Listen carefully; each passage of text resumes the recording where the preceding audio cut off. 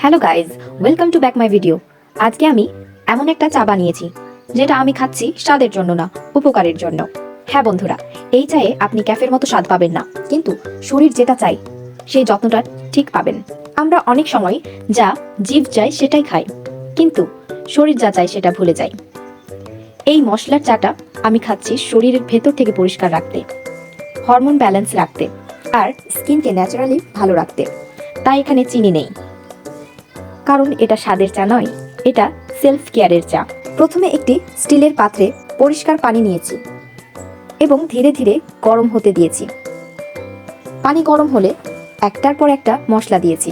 মেথি হজম ভালো রাখে, হরমোন ব্যালেন্সে সাহায্য করে।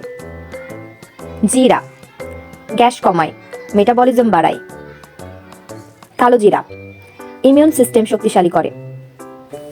লবঙ্গ ব্যথা কমায়, জীবাণু নাশে কাজ করে।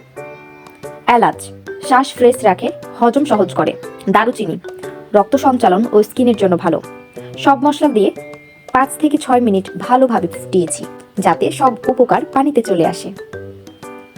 তারপর ছেঁকে নিয়েছি।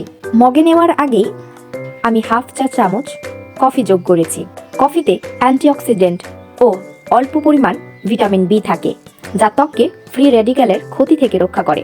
কফির ক্যাফেন স্কিনে রক্ত সঞ্চালন বাড়ায়, ফলে ত্বক আরও ফ্রেশ ও উজ্জ্বল দেখায়। তাই অল্প পরিমাণ কফি স্কিন কেয়ারে সহায়ক হতে পারে। বন্ধুরা, আপনি যদি শুধু স্বাদ চান তাহলে নিশ্চিন্তে মধু বা গুড় অ্যাড করতে পারেন, কিন্তু যদি নিজের শরীরের জন্য একটু সচেতনভাবে কিছু করতে চান তাহলে এই চাটা একদম পারফেক্ট। তো গাইজ, এই ছিল আমার আজকের স্বাদের জন্য না, উপকারের জন্য বানানো মশলার চা।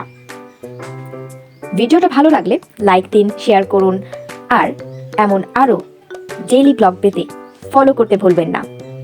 দেখা হবে পরের ব্লগে। ততক্ষণ পর্যন্ত নিজের যত্ন নিন।